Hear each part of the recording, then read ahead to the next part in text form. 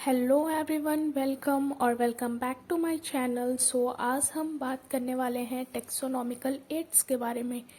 Taxonomical aids में जो ads क्या है, एड्स का मतलब टूल होता है। कोई भी टूल जो हमें हेल्प करती है, जैसे जो हमें टेक्सोनॉमी में हेल्प करेगी उसे हम टेक्सोनॉमिकल एड्स बोलेंगे। टेक्सोनॉमिकल एड्स हमेशा किसी भी नोन स्पेशीज़ के लिए ही होती है, ये इंपॉर्टेंट पॉइंट है। ये कभी भी किसी भी अननोन स्पेशीज के लिए नहीं होती है। कोई स्पेशीज जो पहले से डिस्कवर जा चुकी है उसी के लिए होती है। नेक्स्ट, टेक्सोनॉमिकल एड्स का यूज़ क्या है।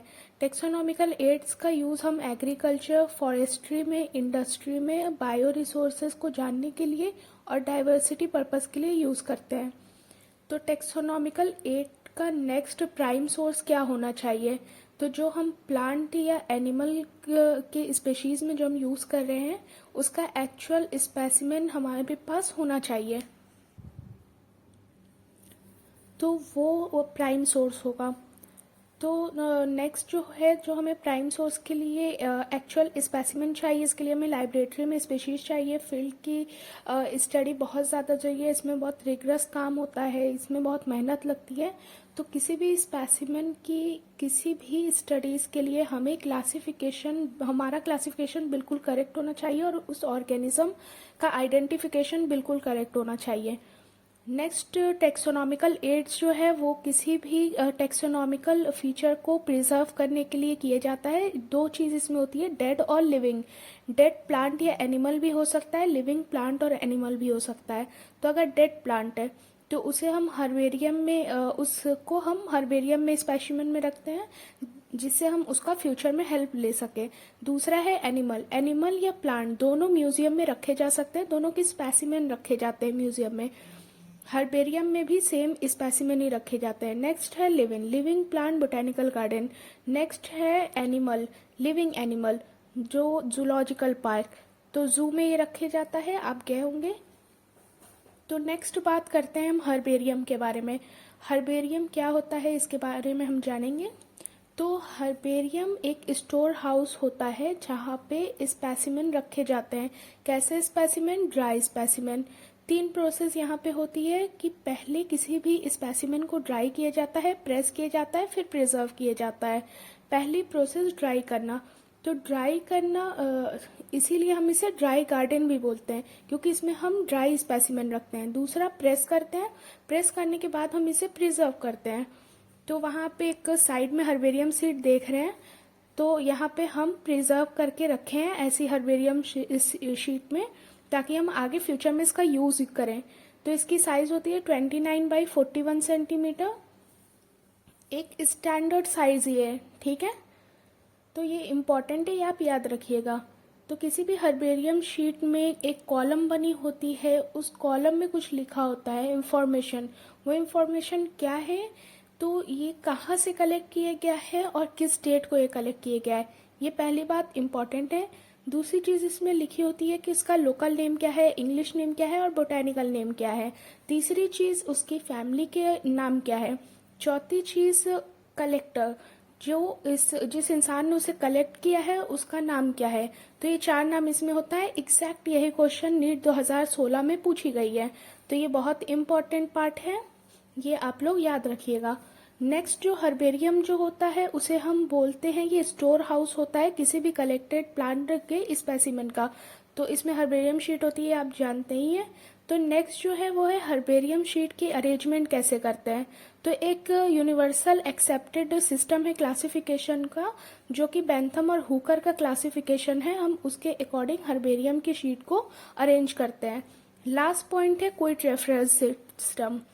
हम क्विक किस रेफरेंस में बोल रहे हैं, हम क्विक बोल रहे हैं क्योंकि हम इसकी स्टडी क्विक वे में कर सकते हैं हर्बेरियम से। तो हर्बेरियम में क्विक रेफरल सिस्टम होता है, ये बहुत इंपॉर्टेंट पॉइंट है, इसे याद रखिएगा। नेक्स्ट आगे हम जानेंगे बोटेनिकल गार्डन के बारे में। बोटेनिकल गार्डन क्या होता है। तो अगर आप बोटेनिकल गार्डन गए हों तो वहाँ हर एक प्लांट और ट्री के पास एक टैग लगी होती है। उस टैग में उस प्लांट के बोटेनिकल नेम और साइंटिफिक नेम लिखे होते हैं और साथ में नीचे फैमिली लिखी होती है। तो हम जब हर बार बात कर रहे हैं तो हर्बेरियम शीट के बारे में, उसमें भी कुछ नाम है। तो फैमिली, जीनस और स्पेशीज, वो 3 टेक्सॉन का ही नाम बार बार क्यों आ रहा है? तो टेक्सोनॉमिक कैटेगरीज तो 7 है, लेकिन 3 ही का नाम क्यों है? इसके 2 रीज़न है। पहला रीज़न जो है, ये फैसिलिटी प्रोवाइड करना कि कोई भी टेक्सोनॉमिक कैटेगरीज जो है वो हमें फैसिलिटी प्रोवाइड करा रहे हैं कि हम 7 टेक्सॉन को ना यूज़ करके 3 टेक्सॉन को यूज़ करें। दूसरी चीज़, जो फैमिली का नेसेसरी कैरेक्टर होता है वो फ्लोरल कैरेक्टर होता है। तो आप जानते ही हैं कि फ्लोरल कैरेक्टर को वेटेज ज़्यादा दिया जाता है। नेक्स्ट आगे बढ़ते हैं, बोटेनिकल गार्डन। तो बोटेनिकल गार्डन का यूज़ जो होता है उसमें लिविंग प्लांट्स होते हैं, उसका यूज़ होता है आइडेंटिफिकेशन पर्पस के लिए। हम उसे आइडेंटिफाई क्या क्या कर सके, लेबलिंग आपने देखा ही। तो कुछ इम्पॉर्टेंट गार्डन्स है। लार्जेस्ट बोटेनिकल गार्डन क्यों इंग्लैंड में है, जिसका नाम है रॉयल बोटेनिकल गार्डन, और यहाँ 6.5 मिलियन स्पेशीज यहाँ पे मौजूद है। नेक्स्ट है IBG Indian botanical garden, Howrah India में। NBRI national botanical research institute जो कि लखनऊ में है, यूपी में, इंडिया में प्रेजेंट है ये। और ये आपका रहा बोटेनिकल गार्डन। बोटेनिकल गार्डन की एक और खास बात कि ex-situ कंजर्वेशन है। आपको ये इकोलॉजी में पता चलेगा, मैं बताऊंगी आपको ex-situ के बारे में। इससे हर साल क्वेश्चन आता है, इससे हर साल पूछते हैं। ठीक है, नेक्स्ट आगे बढ़ते हैं म्यूजियम के बारे में। तो म्यूजियम में प्लांट के भी और एनिमल के भी स्पेसिमेन होते हैं, इसे प्रिजर्व किया जाता है। इसका प्रिजर्वेशन किसी भी प्रिजर्वेटिव सॉल्यूशन में किया जाता है। प्रिजर्वेटिव सॉल्यूशन में इसलिए क्योंकि उसमें कोई भी फंगस का ग्रोथ ना हो, कोई भी बैक्टीरियल ग्रोथ ना हो, इसलिए उसे फॉर्मेलिन में रखते हैं। इसमें नाइट्रोजन कंटेंट होता है, इसीलिए इसमें इसे प्रिजर्व करते हैं। नेक्स्ट 2 बात आती है इंसेक्ट की और लार्ज एनिमल्स की, मतलब इन दोनों को कैसे किया जाता है। तो इंसेक्ट को कलेक्ट करते हैं, फिर किल करते हैं, फिर उसमें पिन करते हैं। इसमें 3 स्टेप होते हैं, ठीक है, फिर वो प्रिजर्व होते हैं। लार्ज एनिमल्स को कैसे करते हैं? तो लार्ज एनिमल्स को पहले स्टफिंग किया जाता है, अंदर किसी चीज को उनके अंदर स्टफ किया जाता है कुछ चीज को, फिर उसे प्रिजर्व किया जाता है।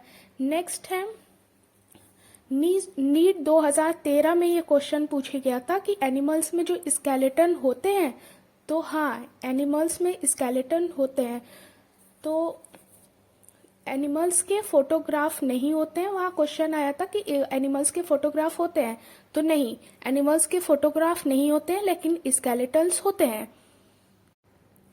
तो ये रहा हमारा म्यूजियम। नेक्स्ट है जू के बारे में, जूलॉजिकल पार्क्स। तो जूलॉजिकल पार्क्स में सिंपल सी बात है कि जूलॉजिकल पार्क्स में फूड के हैबिट को हम देखते हैं, और जो जानवर होते हैं वहाँ पे वो खाते क्या हैं, उनका बिहेवियर कैसा होता है, ये सब हम नोटिस करते हैं। वो वैसे ही कंडीशन में रखे जाते हैं जैसे उनकी नेचुरल हैबिटेट होती है। तो की जो होता है वो प्लांट और एनिमल दोनों के लिए यूज किया जाता है। इसमें सिमिलैरिटी और डिसिमिलैरिटी क्या होती है? तो की हमें सिंपल सा क्लू देता है। इसमें 2 कैरेक्टर होते हैं, एक स्टेटमेंट जिसे हम लेट बोलते हैं, और 2 अपोजिट स्टेटमेंट होता है इसमें। एक को हमें सेलेक्ट करना होता है और एक को रिजेक्ट करना होता है। तो अगर कपलेट 2 स्टेटमेंट है, कपलेट बोल रहे हैं तो 2, अगर एक इसमें स्टेटमेंट है तो लीड। जैसे मूवी में आगे के लिए लीड मिलती है कि आगे की लीड है, वैसे ही इसमें एक स्टेटमेंट को चूज करते हैं तो लीड प्रोवाइड करती है। नेक्स्ट चीज है एनालिटिकल इन नेचर होती है, ये हम इसे एनालिसिस कर सकते हैं इसकी। एंड नेक्स्ट पॉइंट, ये सेपरेट टेक्सोनॉमिक कीज होती है हर एक के लिए। जितने भी टेक्सोनॉमिक कैटेगरीज है जैसे फैमिली, जीनस, स्पीशीज, सबके लिए ये टेक्सोनॉमी की अलग अलग होती है। तो यहाँ पे आप भी देखे होंगे कि यहाँ पर 3 ही की बात हुई है, फैमिली, जीनस और स्पेशीज। ठीक है, आपको समझ आ गया होगा। अभी यहाँ पे एनसीईआरटी में 4 चीज में है। यहाँ पे एक है फ्लोरा, मैनुअल्स, मोनोग्राफ और कैटलॉग। हमें कंफ्यूजन होता है इन चारों टर्म में हमेशा, ये एनसीईआरटी का लास्ट है। तो मोनोग्राफ और कैटलॉग्स का एनसीईआरटी में ऐसे मोनोग्राफ नहीं दे रखा है।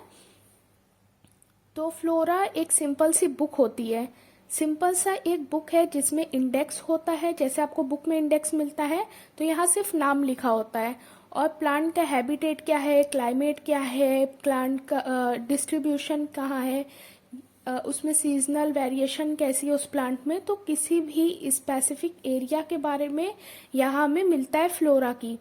ठीक है, फिर है मैनुअल। मैनुअल एक इंफॉर्मेशन बुकलेट होती है, एरिया वाइज डिफरेंट होती है। जैसे कि वहाँ लिख रखा होता है प्लांट का एक्यूरेंस कहाँ है, कलेक्शन कैसे करेंगे, आइडेंटिफाई कैसे करेंगे, तो ये सब इसमें लिखा होता है। जैसे आप फ्लोरा के बारे में जानते होंगे कि flora of Delhi, flora of Malabar, तो कहाँ कितनी डिस्ट्रीब्यूशन है, वो चीज़ हम फ्लोरा में बात करते हैं। मैनुअल्स में बात करते हैं इसकी अक्रेंस कहाँ है, इसकी आइडेंटिफिकेशन। आइडेंटिफिकेशन से पॉइंट आउट कर सकते हो कि ये मैनुअल्स की है। फ्लोरा में आपको देखना होगा हैबिटेट और डिस्ट्रीब्यूशन के बारे में, ये दोनों पॉइंट इंपॉर्टेंट है। अगर आप इसे मार्क आउट करते हो तो आप जान जाओगे कि ये लाइन इसके बारे में लिखी हुई है और ये इसके बारे में। नेक्स्ट आती है मोनोग्राफ।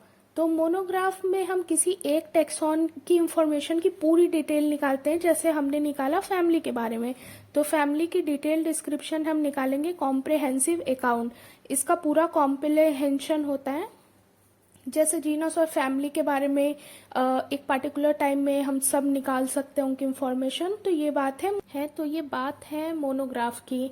अगर पूछा जाए टेक्सोनॉमीज क्या यूज़ करते हैं, तो टेक्सोनॉमिक जनरली मैनुअल्स और मोनोग्राफ को यूज़ करते हैं। यही लाइन एनसीईआरटी की समरी में लिखी हुई है, इम्पॉर्टेंट है। तो लास्ट है कैटेलॉग। कैटेलॉग में बुक के बारे में और उसके ऑथर के बारे में, उसके एडिशन के क्या है, इसके बारे में लिख रखा होता है। तो ये चैप्टर हमारे यहीं पे ख़त्म होता है। Thank you so much for watching and if you are new in this channel so like, comment, share and subscribe to my channel. Thank you so much for watching.